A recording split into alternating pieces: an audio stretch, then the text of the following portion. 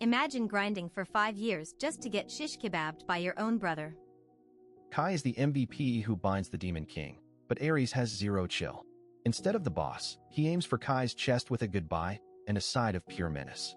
This is definitely not the victory party Kai expected. Absolute red flag energy from the squad. Ares is laughing while Kai is literally impaled. The Saint and Magic Sword Master are even worse, calling him bottom-tier trash and saying an evil class like Dark Mage doesn't deserve glory. Imagine roasting your teammate while he is dying. Time for the lore drop. Kai was born into a prestige family but awakened at a trash class at 15. His father, a total Marquis-tier deadbeat, kicked him out unless he could kill the Demon King to earn back his childhood friend, Colette. Kai hit level 999 just for her, but the whole engagement was a massive scam. The betrayal is deep. Ares reveals their father literally ordered the hit because they did not want a dark mage staining the family name. Kai dies in the dirt, clutching Colette's bracelet and wishing he had just run away with her. It is peak tragedy until the bracelet starts cracking with mysterious energy. Plot armor activated. Kai gasps for air and realizes his chest is totally fine. He is back in his old room, and there is Colette, looking younger and acting like the betrayal never happened. The trash class hero just got a second chance, and you know the revenge is going to be devious. Imagine reaching the final boss of the world after 5 years of hell, only to realize your teammates are bigger monsters than the Demon King himself.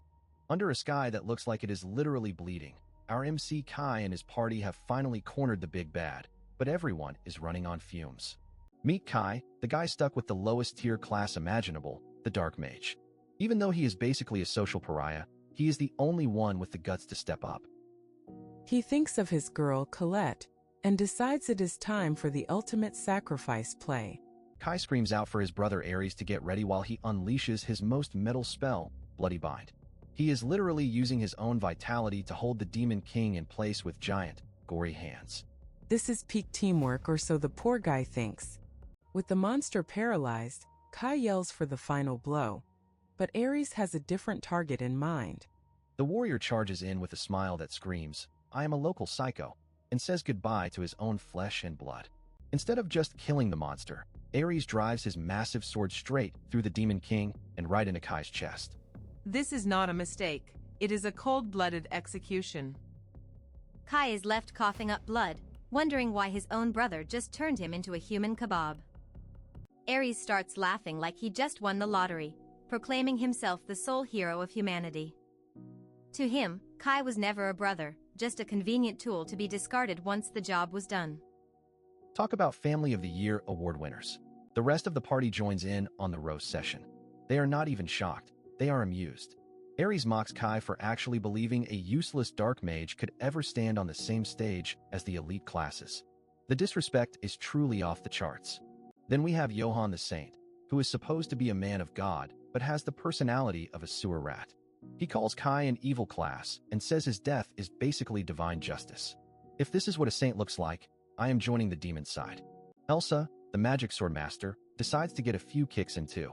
She literally steps on the dying man, calling him bottom-tier trash.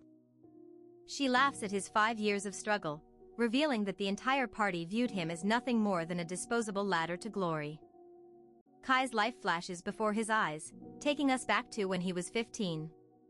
In this world, God gives you a class, and Kai pulled the shortest straw possible. Being a dark mage is basically a death sentence for your social life, as everyone treats you like a demon in human skin. Back in the present, the bullying continues. Ares is literally poking Kai's wound with his sword just to hear him scream. He tells Kai to just hurry up and die, so he does not have to share the reward money. This guy is a walking red flag with a sword. We see the moment Kai's engagement to his childhood sweetheart, Colette, was snatched away. Her father, a total gold digger, annulled the wedding the second Kai's trash class was revealed. The pain on Colette's face shows she was the only real one in his life. Before Kai left for the war, Colette gave him her favorite bracelet as a lucky charm. She promised they would see each other again, and that single hope was the only thing that kept Kai moving through every nightmare battle for 5 long years. Ares leans in for the ultimate psychological damage, revealing that their father, the big shot commander of the Holy Knights, was the one who ordered Kai's death. The family did not want a stain like a dark mage ruining their prestige. They used him to win the war and then sent his brother to clean up the evidence. It turns out the deal to marry Colette was a total lie. While Kai was out there grinding to level 999 to prove his worth, Colette was being held as a prisoner in the castle just to keep her quiet. The betrayal is total, and Kai realizes he was a simp for a dream that never existed. Kai poured every drop of sweat and blood into becoming the peak of power, but it did not matter because he trusted the wrong people. Ares laughs about how he is going to take care of Colette now, and Kai can only scream in rage as his life fades away. In his final moments, Kai is consumed by a single, burning regret. He should have grabbed Colette and run away when he had the chance instead of trying to earn the respect of a family that hated him. As he closes his eyes, the bracelet from Colette begins to crack and glow with a blinding light. Suddenly, the darkness is replaced by the sound of birds chirping and a soft bed. Kai bolts upright, gasping for air and checking his chest for the sword wound that should be there. He is not dead, and he is definitely not in a demon castle anymore. He looks up and sees a younger, unburdened Colette staring back at him.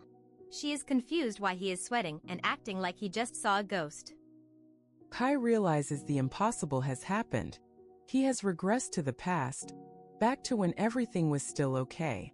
Looking at Colette's smiling face, the trauma of the betrayal is still fresh, but now he has a second chance. The trash mage is back, and this time, he is not playing the hero for a family of snakes. It is time for some legendary payback. Imagine waking up and seeing your dead fiancé staring at you like you just forgot to take out the trash. Our boy Kai is losing his mind because Colette looks way too young, and he is definitely not in the afterlife. He is trying to shake off the cobwebs, but the room looks exactly like his old place. This is not a dream, and if it is, his brain is way too detailed for its own good. Kai takes a look in the mirror and nearly has a heart attack. He is back in his teenage body, looking like a fresh-faced protagonist before the world decided to ruin his life. Colette is all smiles and sunshine, reminding him that today is the big class assignment ceremony. For Kai, this is basically a trigger warning for the day he became the world's most hated man. The trauma is hitting hard as he remembers getting the Dark Mage class. He is panicking, thinking he is about to get cursed all over again, while Colette just thinks he is being a weirdo. Suddenly, he feels a sting on his hand. He looks down and sees the black mark already etched into his skin. The system did not reset. It just followed him back like a toxic ex. Colette sees the tattoo and starts freaking out because nobody is supposed to have a class before the ceremony. Kai decides to check his stats, probably expecting level 1 stats and a slap in the face. Instead of being a weakling, the status window pops up and reveals he is a level 999 Dark Mage. He is basically a max-level boss in a tutorial zone, and the game balance is officially broken. He realizes that some crazy power beyond the Demon King's magic pulled him back. He has kept every ounce of strength he built up before his miserable death. While he is busy being an overpowered cheat code, Colette finds a gold bracelet on the bed. This is not just jewelry, it is the artifact she used to make a wish for them to meet again. Kai puts the pieces together and realizes Colette's love was the literal catalyst for this miracle. He is not just back to survive, he is back to make sure nobody touches a hair on her head. Our boy is so overwhelmed with emotion that he pulls Colette into a massive hug. He is making a silent vow to rewrite history and stop the tragedy that sent her to prison and him to the grave. Colette is blushing harder than a tomato, totally confused by the sudden skinship. Kai is internally screaming about saving her from her future imprisonment while holding her like a lifeline. The awkwardness finally sets in and Kai pulls away, acting like he didn't just have a mental breakdown. Colette is surprisingly chill about it, reminding him they are engaged, so a little hugging is totally fine. Kai remembers her father, the ultimate buzzkill, who canceled their engagement because he hated dark mages. He looks at Colette and realizes she was the only one who didn't treat him like a monster. Even when the whole world was throwing stones at him, she was there with a smile. He decides that if he is going to change the future, he needs to trust her with the insane truth right now. He drops the ultimate bombshell, telling her he is from 5 years in the future and is currently a max-level dark mage. Colette looks at him like he has finally lost his last 2 brain cells. Since words are cheap, Kai decides to give her a live demonstration. He starts channeling dark mana, and the sunny bedroom suddenly feels like the entrance to a horror movie. The floor literally splits open as a massive, bloody entity starts crawling out of the abyss. Colette is shaking in her boots as she realizes this is not a parlor trick, it is a literal demon. Kai explains that this is an archdemon from the deepest pits of hell. You need to be level 900 just to talk to these guys, and apparently, his old contracts are still legally binding. He tells her there is no time to waste because today isn't just a school ceremony. It is the literal birthday of the Demon King, and they need to move fast if they want to stop the apocalypse. The bedroom is now occupied by a hulking beast that looks like it eats nightmares for breakfast. Colette is terrified, but Kai is standing there like he just ordered a pizza. Instead of eating them, the archdemon bows down and asks for orders. Kai lets out a ruthless grin, ready to absolutely dominate his second life and crush anyone who stands in his way. Colette is literally shaking on the floor because a massive archdemon is about to turn her into a snack, but our boy Kai just stands there with the ultimate "I told you so" energy. He casually snaps his fingers to dismiss the beast like it is a common housefly, asking her if she finally believes he is the level 999 dark mage he claimed to be. Once the heart palpitations stop, Colette is looking at him with literal hearts in her eyes, totally obsessed with his hidden power. Kai drops some lore, explaining that while dark mages are too cool for basic skills, their mastery over destruction magic makes them the ultimate glass cannons of this world. But the vibe shifts real quick as Kai gets serious, warning her that the Austin family just produced a new warrior. Just as he is about to spill the tea on how dangerous this is, the door creaks open and the local red flag himself, Ares, decides to crash the party. Talk about timing. The archdemon disappears into a glowing red circle just milliseconds before Ares walks in, leaving the arrogant idiot completely clueless that he almost walked into a literal demon's mouth. Ares doesn't even acknowledge his brother and goes straight for the simp play, telling Colette she should dump a fool like Kai and date a real warrior instead. Honestly, the audacity of this man is off the charts, but Kai isn't having any of it and steps between them like a total boss. Things get spicy when Ares starts reaching for his sword, basically begging for a reason to commit some brotherly violence. Kai just stares him down with that "you have no idea who you are messing with" look, while Colette is caught in the middle of this toxic family reunion. Kai is playing the long game though, feigning fear and letting his hand shake just to keep his true power a secret from this arrogant clown.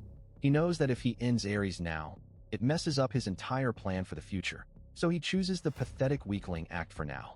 Luckily for Ares, a butler knocks and saves him from an early grave, informing the young master that his daddy wants to see him.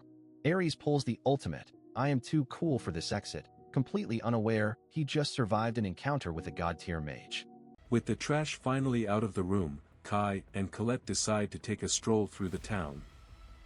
It is actually wholesome to see the citizens treating Kai like a local hero, calling him Lord Kai because he actually treats people with respect, unlike his brother. Little do they know, their favorite neighborhood nice guy is actually a master of the dark arts. Colette is beaming, thinking Kai's popularity comes from his hard work. But Kai's mind is miles away, focused on the literal apocalypse he knows is coming.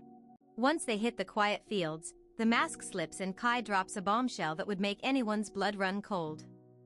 He reveals that in just 3 days, Ares is going to make a massive mistake that births the Demon King Griselda and turns the world into a graveyard. He describes the total collapse of the Holy Kingdom where half the population gets deleted and the survivors end up trapped like rats behind a magic barrier. It is a grim future, and Kai is the only one who knows the script to this tragedy. When he mentions that they might be forced apart because he is getting kicked out of the family, Colette goes full ride-or-die mode. She declares she wants to be with him forever, and Kai, being the smooth operator he is, takes it as a marriage proposal and seals the deal. In his past life, he was a total fool who didn't cherish her enough, but he is not making that mistake again. He holds her tight, finally realizing that she is the only reason he is going through all this trouble to rewrite history. Time for the protect the waifu phase of the plan. Kai tells Colette she needs to hide out in Rock's village because the war won't reach that place. It is a bittersweet goodbye as he promises to come find her once he has dealt with the mess at home. As soon as she is out of sight, Kai's gentle boyfriend energy completely evaporates into cold, hard malice. He admits he isn't doing this for justice or the greater good. He is doing it for himself and his own selfish desires. His plan is absolutely wild. He is going to find Griselda before she becomes a monster and make a deal with the demons. He remembers the truth from his past life. The hero Ares was the real villain who murdered a kid named Sasha and triggered the end of the world. To stop the cycle of hate, he has to save Sasha and prevent Griselda from losing her mind. He starts channeling a red aura of forbidden magic, looking more like a final boss than the protagonist as he prepares to defy fate itself. Kai heads deep into the castle's stone dungeons, following the sound of footsteps and the heavy atmosphere of a torture chamber. The atmosphere is heavy with the scent of blood, and the further he goes, the more he realizes just how rotten his family truly is. He finds Ares in a dark cell, ruthlessly whipping a prisoner like the total psycho he is. The victim is a silver-haired elf girl named Griselda, and as she glares at Kai with eyes full of pure venom, she mutters a wish to kill him, not knowing he is actually her only hope for survival. Imagine having a twin brother who is a literal walking red flag. Ares is out here in the dungeon asking his prisoners if he should just murder his own blood. Talk about needing family therapy. Why is he such a psycho? Because of a prophecy, of course. A new warrior is being born today, and Ares is terrified it is going to be his brother Kai. He cannot let Kai marry the beautiful Colette or steal his spotlight. Ares is obsessed with the warrior's privilege. In this world, if you are the chosen hero, you get a literal license to be a jerk. You can steal, kill, and break whatever you want, and everyone just calls it justice. Look at this man blushing while thinking about all the women he can collect once he is the chosen one. He is the ultimate power-tripping simp, and his facial expressions are straight out of a horror movie. Back in the present, he is still huffing and puffing about killing Kai today. It is his last chance to ensure God chooses him instead. This guy is beyond delusional. He is actually dangerous. His captive, Griselda, is not having it. Even with magic suppression cuffs on, she calls him a disgusting piece of trash. Honestly, she has more backbone while bleeding than Ares has in his entire body. Ares does not take criticism well. He starts swinging a whip like a toddler having a tantrum because he spent all his money to buy her and she refuses to be his little murderbot. Griselda reminds him that she is a proud vampire and a descendant of the Demon King. She would rather die 1,000 times than obey a low-tier human scumbag like him. The pride is real. Our villain finally snaps and draws his sword. He is done playing the role of the master and decides it is time for a vampire execution. He is actually laughing while aiming for her head. But wait. The loyal maid Sasha wakes up and throws herself into the line of fire. She is begging this lunatic to stop and even offers her own life to save her mistress. That is a top-tier friend right there. How does Ares respond? By kicking the poor girl right in the face, obviously. He is really speedrunning the award for the most punchable face in manhwa history. But then, a sadistic light bulb goes off. He realizes that Griselda does not care about her own pain, but she definitely cares about her maid. He grabs Sasha by the hair and puts the cold steel right against her throat. He is a total coward. Now comes the psychological torture. He offers Griselda one last chance to save her friend, but the price is her dignity. He wants her to verbally debase herself and admit she is nothing but his slave. He demands she recite a humiliating pledge of eternal slavery. The way he is smiling while holding a knife to a girl's throat really shows you what kind of hero he plans to be. You can see Griselda quivering. Her royal pride is clashing with her love for Sasha. The blade is already drawing blood from the maid's neck, and it looks like our vampire queen is about to break. She is actually going to do it. She starts to stammer out the words of submission, but Sasha screams for her to stop. She tells her mistress not to discard her pride for a mere servant. The drama is peaking. Ares has officially lost his last marble. He is tired of the power of friendship vibes and decides to just end them both. He swings that massive sword down with full intent to decapitate the maid. Suddenly, clang. The sword hits something that is definitely not flesh. A massive red explosion rocks the entire dungeon, blowing the iron bars into scrap metal and sending Ares flying back in shock. Through the smoke and debris, a figure appears. It is the man, the myth, the legend. Kai has entered the building. He intercepted that fatal strike at the absolute final second. The trash brother is standing tall with a glowing mark on his hand, looking like the absolute goat. This is the first step in rewriting a tragic history, and Ares is about to find out that his genius status means nothing now.